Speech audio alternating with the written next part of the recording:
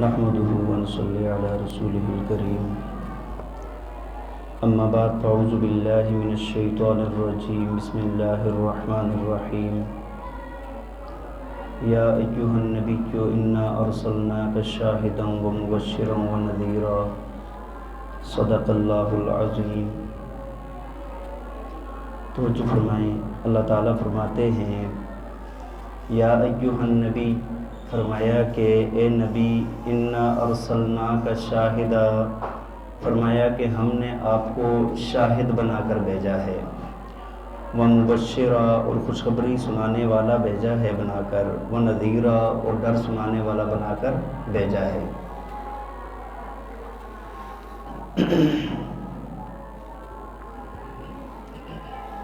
بھائی گزشتہ آیات میں اللہ تعالیٰ نے ختم نبوت کا مسئلہ بھی بیان فرمایا۔ اللہ تعالیٰ نے فرمایا کہ اللہ کے پاک پیغمبر تم میں سے کسی کے والد نہیں ہیں، روحانی والد تو تمام امت کے ہیں، روحانی والد تو تمام امت کے ہیں، لیکن نسبی والد نبی پاک صلی اللہ علیہ وسلم تم میں سے بالغ مردوں میں سے کسی کے نہیں ہیں۔ جو بچے ہوئے ہیں وہ نابالغ فوت ہوئے ہیں، رجل مرد کو کہا جاتا ہے، بالغ مرد کو۔ اور ساتھ اس بات میں یہ بھی بتا دیا کہ حضرت اسامہ رضی اللہ تعالیٰ عنہ جو نبی پاک صلی اللہ علیہ وسلم کے متبنہ منہ بولے بیٹے تھے، فرمایا کہ وہ بھی آپ کے وہ بیٹوں والا حکم ان پر نہیں آئے گا، ان کی بیوی جو انہوں نے طلاق دے دی اس کے ساتھ آپ نکاح کر سکتے ہیں، اور اللہ کا حکم ہے نکاح کرنا، اور نبی علیہ السلام نے ان سے نکاح کیا ہے۔ پھر اللہ تعالیٰ نے ذکر کثیر اور اس کا تذکرہ فرمایا۔ آگے آج کی آیات میں اللہ تعالیٰ نے نبی پاک صلی اللہ علیہ وسلم کی صفات کا بیان فرمایا ہے۔ فرمایا یا ایھا النبی، اے نبی۔ دیکھیں اس آیت کریمہ کے اس پہلے جملے سے ایک بات جو نبی پاک صلی اللہ علیہ وسلم کی تعظیم پر مشتمل ہے وہ سمجھ آتی ہے۔ اللہ تعالیٰ نے قرآن پاک میں اور انبیاء کو بھی پکارا ہے، لیکن ان کا نام لے کر، یا داؤد انا جعلناک، یا زکریا، یا یحییٰ، اللہ تعالیٰ نے نام لے کر پکارا ہے۔ لیکن نبی پاک صلی اللہ علیہ وسلم کو یا ایھا النبی، یا ایھا الرسول، اللہ تعالیٰ نے لقب سے پکارا ہے۔ اس سے نبی علیہ السلام کی عظمت کا اندازہ ہوتا ہے کہ تمام انبیاء میں اونچی عظمت کس کی ہے؟ اللہ کے پاک پیغمبر کی ہے۔ آگے فرمایا انا ارسلناک شاہدا، فرمایا کہ ہم نے آپ کو شاہد بنا کر بھیجا ہے۔ شاہد بعض لوگوں نے شاہد کا معنی ہوتا ہے گواہ، گواہی دینے والا، گواہ، شہادت کہتے ہیں نا، گواہی کو کہا جاتا ہے۔ بعض لوگوں نے آیت کریمہ کے اس لفظ سے حاضر ناظر کو ثابت کیا ہے، حاضر ناظر کو ثابت کیا ہے، حالانکہ اس سے یہ بات ثابت نہیں ہوتی۔ دیکھیں اللہ تعالیٰ نے سورہ قصص کے اندر ایک بات بیان فرمائی کہ جب موسیٰ علیہ السلام پر اللہ تعالیٰ نے وحی نازل فرمائی، فرمایا کہ آپ اس وقت طور کے مغربی جانب پر آپ موجود نہیں تھے، وما کنت من الشاہدین، اور نہ ہی آپ وہاں پر حاضر تھے، نہ ہی آپ وہاں پر کیا تھے؟ اللہ تعالیٰ نے قرآن میں فرمایا ہے۔ تو یہاں پر گواہی کا کیا مطلب ہے؟ گواہی کا مطلب یہ ہے کہ اللہ کی توحید پر گواہ بنا کر بھیجا ہے، اللہ کی وحدانیت پر گواہ بنا کر بھیجا ہے۔ اور یہ حدیث میں بھی آتا ہے کہ نبی علیہ السلام کے سامنے سے دو جنازے گزرے، ایک بندہ گزرا، صحابہ نے کہا بڑا چنگا بندہ تھا، بڑا اچھا بندہ تھا یہ، نبی علیہ السلام نے فرمایا کہ اس پر واجب ہے۔ دوسرا گزرا، کہا یہ گڑبڑ بندہ تھا، نبی علیہ السلام نے فرمایا اس پر بھی واجب ہے۔ صحابہ نے پوچھا یا رسول اللہ کیا واجب ہے؟ فرمایا کہ پہلے پر جنت واجب ہے، دوسرے پر جہنم واجب ہے۔ اللہ تعالیٰ انسانوں کی گواہی کا بھی اعتبار فرماتے ہیں۔ جو انسان گواہی دیتے ہیں نا، جب کوئی بندہ فوت ہو جاتا ہے، بہت سارے لوگ جب اس کو اچھا کہتے ہیں نا، اگر اعمال کمزور بھی ہوں تو اللہ تعالیٰ اس کی مغفرت فرما دیتے ہیں۔ تو ایک تو اس کا معنی یہ ہے، ٹھیک ہے، اور دوسرا یہ ہے کہ اللہ کے پاک پیغمبر گواہ ہوں گے۔ کیا مطلب کہ جو نبی علیہ السلام کے سامنے جو اعمال ہوئے، جو اللہ تعالیٰ نے جو دکھائے، اس پر گواہ ہوں گے۔ جس طرح اللہ تعالیٰ نے قرآن پاک میں نبی علیہ السلام کو بھی اور امت کو بھی گواہ بنایا ہے۔ فَكَيْفَ إِذَا جِئْنَا مِنْ كُلِّ أُمَّةٍ بِشَهِيدٍ وَجِئْنَا بِكَ عَلَىٰ هَٰؤُلَاءِ شَهِيدًا، فرمایا کہ جس وقت امت ان پر گواہ ہوگی اور آپ ساری امت پر گواہ ہوں گے، تو وہاں پر یہ معنی لینا، حاضر ناظر والا معنی لینا، یہ درست نہیں ہے۔ آگے فرمایا وہ مبشرہ و نذیرہ، فرمایا کہ آپ خوشخبری سنانے والے بھی ہیں اور ڈر سنانے والے بھی ہیں۔ جو اللہ کی توحید پر چلنے والے ہیں، وحدانیت پر چلنے والے ہیں، اللہ کو مان کر چلنے والے ہیں، ان کے لیے تو نبی علیہ السلام مبشر ہیں، بشیر ہیں۔ ہاں، جو اللہ کی مان کر چلنے والے ہیں ان کے لیے بشیر ہیں، اور جو اللہ کے احکامات پر نہیں چلتے ان کے لیے اللہ کے پاک پیغمبر نذیر ہیں، ڈر سنانے والے ہیں کہ بھائی یہ عذاب آئیں گے، اللہ کی پکڑ آئے گی، جہنم موجود ہے، ہاں اپنے آپ کو جہنم سے بچا لو۔ تو نذیر کا یہ معنی ہے۔ آگے فرمایا وَدَاعِيًا إِلَى اللَّهِ بِإِذْنِهِ وَسِرَاجًا مُنِيرًا، فرمایا کہ آپ اللہ کی طرف بلانے والے ہیں، اللہ کی طرف بِإِذْنِهِ، اللہ کے حکم سے، اللہ کے حکم سے اللہ کی طرف بلانے والے ہیں، وَسِرَاجًا مُنِيرًا، اور آپ چمکتا ہوا چراغ ہیں۔ آپ کیا ہیں؟ چمکتا ہوا چراغ ہیں۔ دیکھیں اللہ کے پاک پیغمبر مبعوث ہونے کا، اللہ تعالیٰ کا بھیجنے کا مقصد ہی یہ تھا کہ لوگوں کو اللہ کی طرف بلایا جائے، لوگوں کو اللہ کی طرف بلایا جائے۔ ویسے تو انسان کی اپنی فطرت، اللہ تعالیٰ نے جب انسان کو پیدا کیا نا، انسان کی فطرت کے اندر اللہ تعالیٰ نے عقل سلیم رکھی ہے، فطرت ایسی بنائی ہے کہ وہ حق بات کو مانے۔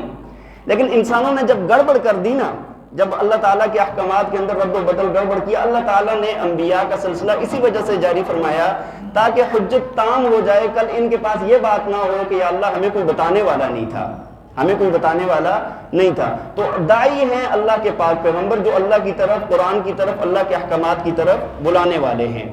وَسِرَاجًا مُنِيرًا، اور فرمایا کہ آپ چمکتا ہوا چراغ ہیں۔ بعض حضرات نے اس کا معنی کیا ہے کہ اللہ کے نبی چمکتا ہوا سورج ہیں، چمکتا ہوا سورج ہیں۔ یہ بھی ٹھیک ہے بھائی، یہ ایک وجہ اس کی بھی ٹھیک ہے کہ اللہ کے پاک پیغمبر جو ہدایت، جو علم وہ لے کر آئے ہیں، اور جو نبی علیہ السلام کے پاس علوم اللہ نے عطا فرمائے ہیں وہ دیے اللہ نے ہیں، لیکن آگے ذاتی ہیں، جس طرح سورج کی روشنی ذاتی ہوتی ہے، لیکن دیتا کون ہے؟ اللہ۔ لیکن اور چاند ہے، ستارے ہیں، وہ سارے کے سارے روشنی کس سے لے رہے ہیں؟ تو نبی علیہ السلام آئے تو بعد میں ہیں، لیکن تمام انبیاء نے جو روشنی لی ہے وہ اللہ کے پاک پیغمبر سے ہی لی ہے۔ لیکن بعض حضرات نے فرمایا کہ اس کا ترجمہ چمکتا ہوا چراغ کریں، روشن چراغ اس کا معنی کریں۔ وجہ یہ ہے کہ سورج تو شام کو جا کے غروب ہو جاتا ہے، لیکن جو چراغ ہے نا وہ دن کو بھی جلتا ہے اور رات کو بھی روشن کرتا ہے۔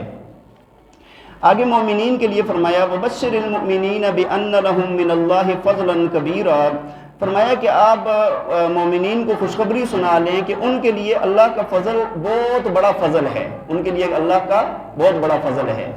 دیکھیں جو نبی پاک صلی اللہ علیہ وسلم کی امت ہے، اس کے لیے تو خصوصی یہ بات ہے نا، اللہ تعالیٰ نے اس امت کو، جس طرح بہت سارے صحابہ سے بھی منقول ہے، فرمایا کہ افضل امت بنایا ہے۔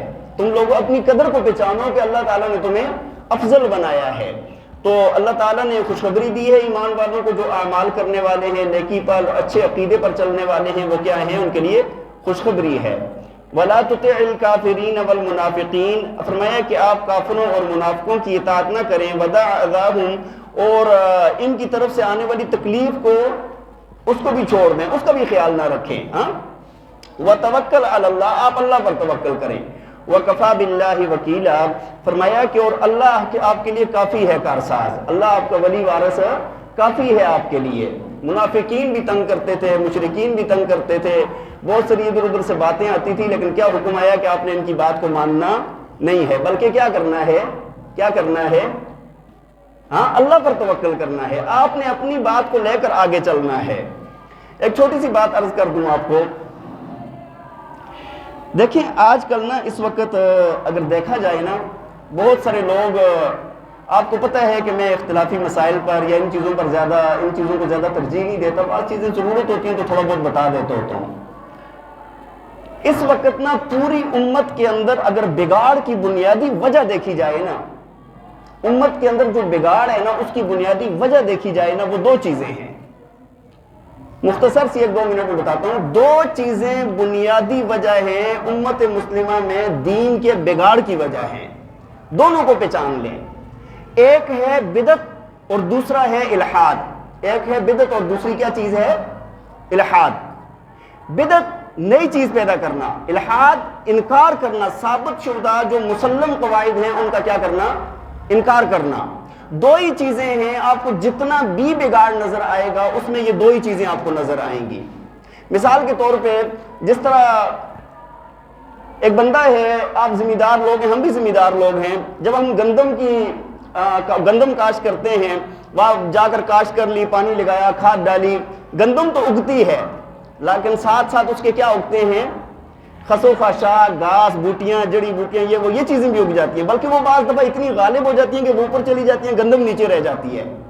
مالک کیا کرتا ہے پھر؟ اس کو اکھاڑ کر باہر پھینکتا ہے، وہ جڑی بوٹی کو اکھاڑ کے باہر پھینکتا ہے۔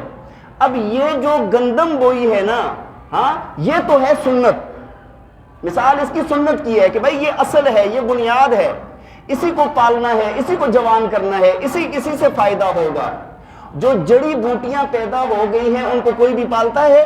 گوڈی کریں گے، اس کی کھدائی کریں گے، اس کو اٹھا کے باہر پھینکیں گے تاکہ زمین کی طاقت کو وہ کشید نہ کر لے، زمین کی طاقت کو وہ نہ لے لے، یہی ہوتا ہے نا۔ ابھی آپ دیکھیں کہ یہی چیز ہوتی ہے بدعت، جو بیچ میں پیدا ہو جاتی ہے اور وہ سنت پر بھی بعض دفعہ غالب نظر آتی ہے، ہمیں سنت پر بھی ہمیں کیا نظر آتی ہے؟ غالب نظر آتی ہے۔ اچھا، اس میں ایک مزے کی بات اور ہے، علماء نے فرمایا دیکھیں کہ جو جڑی بوٹی کسی بھی علاقے کی ہوگی نا، جڑی بوٹی ہر علاقے کی الگ الگ ہوتی ہے، ہر علاقے کی جڑی بوٹی کیا ہوتی ہے؟ الگ ہوتی ہے، نہیں ہوتی؟ بھئی ہمارے علاقے میں سرحد میں وہاں پر جڑی بوٹیاں بالکل مختلف ہیں، پنجاب میں نے دیکھا بالکل مختلف ہیں، آپ سندھ چلے جائیں، آپ اور سائڈوں پر چلے جائیں، بالکل مختلف جڑی بوٹیاں ہیں۔ گندم ایک ہے، گندم الگ ہوتی ہے کبھی؟ اور بھائی کوئی چاول کی کاشت کرتا ہے، گندم کی، مکئی کی، کوئی بھی، وہ ایک ہی رہے گا، لیکن جڑی بوٹی مختلف ہوگی۔ تو یہی آسان الفاظ میں بدعت کو پہچاننے کے لیے کیا ہے آسان سے، کہ بھائی بدعت جو ہوگی نا ہر علاقے کی الگ الگ ہوگی، ہر علاقے کی کیا ہوگی؟ مطلب یہاں پر الگ ہے، پنڈی کے دوسرے کونے میں الگ ہے، سرحد میں الگ ہے، پنجاب میں الگ ہے، الگ الگ ہوگی۔ اور سنت اگر دنیا کے کسی کونے میں چلے جائیں گے سنت ایک ہوگی۔ اچھا، بدعت کو ختم کرنے کا طریقہ کیا ہے؟ بدعت کو ختم کرنے کا طریقہ کیا ہے؟ بدعت کو ختم کرنے کا طریقہ ہے فقہ۔ بدعت کو ختم کرنے کا طریقہ کیا ہے؟ آپ کہیں گے مولوی صاحب نہ قرآن کا کہہ رہے ہیں، نہ حدیث کا کہہ رہے ہیں، بلکہ کس کا کہہ رہے ہیں؟ فقہ کا کہہ رہے ہیں۔ کس کا کہہ رہے ہیں؟ بھئی فقہ بڑی اعلیٰ چیز ہے۔ فقہ کیا ہے؟ فقہ بڑی اعلیٰ چیز ہے۔ بعض لوگ آ کر ہم سے پوچھتے ہیں کہ یار ہم کس پر عمل کریں؟ ہم کہتے ہیں بیشتی زیور پڑھو، تعلیم اسلام پڑھو، یا اس طرح کی کتابوں میں قرآن کو چھوڑ دیا، حدیث کو چھوڑ دیا، جس طرح آج کل مرزا صاحب بڑے۔ بھئی بات یہ ہے کہ قرآن کو تو پکڑنا ہے، لیکن مجتہدین نے، کس نے پکڑنا ہے؟ آپ اور میں نہیں پکڑ سکتے۔ مثال کے طور پہ ایک بندہ آیا، نیا مسلمان ہوا ہے، وہ آپ کو کہتا ہے مجھے نماز سکھائیں۔ مجھے کیا سکھائیں؟ آپ قرآن لے کے اس کو نماز سکھا دیں گے؟ بھئی آپ میں سے کوئی بندہ ایسا ہے جو قرآن سے اس کو پوری نماز سکھا لے گا، یا حدیث لے کے اس کو پوری نماز سکھا لے گا؟ کیا کرے گا آپ؟ بلکہ وہ نہیں کریں گے۔ آپ دیکھیں گے بیشتی زیور اس کے 2-3 صفحوں پر فرائض، واجبات، سنتیں، مستحبات، شرائط، وہ ساری چیزیں، کپڑے پاک، جسم پاک، خانہ کعبہ کی طرف منہ ہونا، قبلہ رخ ہونا، نیت کرنا، قرات، یہ ساری چیزیں، رکوع سجدے، یہ ساری چیزیں آپ کو ایک صفحے پر مل جائیں گی۔ یہی ہوتا ہے نا بھائی، فقہ کے اندر وہی چیز ادھر ہی آ جاتی ہے۔ اچھا، بعض لوگ یہ سمجھتے ہیں کہ فقہ شاید کوئی الگ بلا کا نام ہے۔ اس وقت ہمارے سوشل میڈیا پر ایسا بنا دیا گیا ہے کہ شاید یہ کسی بلا کا نام ہے۔ یہ بلا کا نام نہیں ہے، یہ قرآن سے اخذ کیے ہوئے مسائل کا نام ہے، احادیث سے اخذ کیے ہوئے مسائل کا نام ہے، اجماع سے اور قیاس سے اخذ کیے ہوئے مسائل کا نام ہے۔ بات سمجھ آ رہی ہے کہ نہیں؟ بہت سارے لوگ آ کر یہ کہیں گے کہ یار ہم تو قرآن حدیث کو سمجھتے ہیں، ہم تو خود ترجمہ پڑھتے ہیں، ہم تو حدیث کی کتاب، ہمارے پاس بخاری شریف بھی ہے، بخاری شریف بھی ہے ہمارے پاس۔ تو کاروی صاحب اس پر فرمایا کرتے تھے، بھائی بات یہ ہے کہ آج تک پوری زندگی میں کسی ایک مسئلے پر تم نے تحقیق کی ہو، ایک مسئلے پر جس مسئلے پر چاروں ائمہ کا اقوال کہ انہوں نے اس مسئلے پر کیا کہا ہے، پھر ان کے دلائل کہ بھئی دلائل کیا ہیں، اور پھر ان پر اپنی وجہ ترجیح کہ بھائی جو ان ائمہ کو وجہ ترجیح نظر نہیں آئی اس مسئلے میں، آپ کو سمجھ آ گئی وہ بتا دیں۔ آپ سب کے لیے، ہمارے لیے بھی یہ بات ہے، علماء بھی جو کرتے ہیں وہ انہی کی وجہ ترجیح کو لے کر چلتے ہیں۔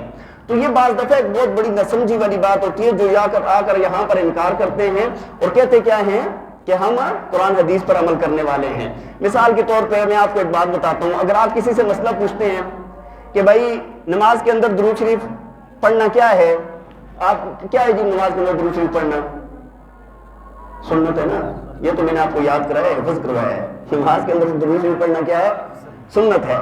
اور جنازے کے اندر پڑھنا کیا ہے؟ اگر آپ مجھ سے دلائل پوچھیں گے تو میں آپ کو چھوٹی رسالے سے لے کر در مختار، رد مختار، شامی اور فتح القدیر اور وہاں تک میں آپ کو سارے فتاوی جات سے آپ کو میں بتا سکتا ہوں کہ یہ لکھا ہوا ہے. یہ کیا ہے؟ یہ کیا ہے؟ سنت ہے. جہاں پر بھی نا آپ دیکھیں، اچھا بعض دفعہ نا قرآن حدیث کے ذریعے سے بھی دھوکہ دیا جاتا ہے. میں آپ کو یہ بات بتا دوں، یہ مسائل اس وجہ سے بتا رہا ہوں کہ بہت سارے شر فتنے کھڑے ہو رہے ہیں، شر فتنے کھڑے ہو رہے ہیں. تو اگر کوئی بندہ کہے گا نا آپ کو، آپ کہیں جی سنت ہے، کدھر دلیل ہے جی؟ آپ کہیں بیشتی زیور، تعلیم اسلام، چھوٹی سے چھوٹی کتاب سے لے کے فقہ کی بڑی سے بڑی کتاب میں آ جائے گی. لیکن اگر آپ کہیں کہ بھائی اذان سے پہلے درود شریف پڑھنا ہے، کہیں گے پڑھنا ہے، کیا ہے؟ سنت ہے. کدھر ہے؟ فقہ کی کسی کتاب میں؟ کبھی بھی فقہ میں نہیں بتائیں گے، کبھی بھی فقہ میں نہ بتائیں گے، نہ فقہ میں آئے گا، فقہ میں نہ بتائیں گے نہ آئے گا. بلکہ کیا کہیں گے؟ ان اللہ و ملائکتہ یصلون علی النبی یا ایھا الذین آمنوا صلوا علیہ وسلموا تسلیما. یا کہیں گے کہ درود شریف پڑھنے پر 10 نیکیاں ملتی ہیں، 10 گناہ معاف ہوتے ہیں، 10 درجات بلند ہوتے ہیں. یہی کہیں گے نا. بھائی ائمہ کو نہیں پتا تھا؟ بات سمجھ آ رہی ہے کہ نہیں؟ میں آپ کو یہ مطلب اگر ایک انسان اگر فقہ پر اس کے مختلف اقوال پر آ جاتا ہے تو وہ بدعات سے بچ جائے گا. اسی طرح وہ بندہ الحاد سے بچ جائے گا. اللہ تعالیٰ ہمیں عمل کرنے کی توفیق عطا فرمائے. انشاءاللہ پھر کبھی بات کروں گا. اللہ تعالیٰ ہمیں عمل کی توفیق عطا فرمائے.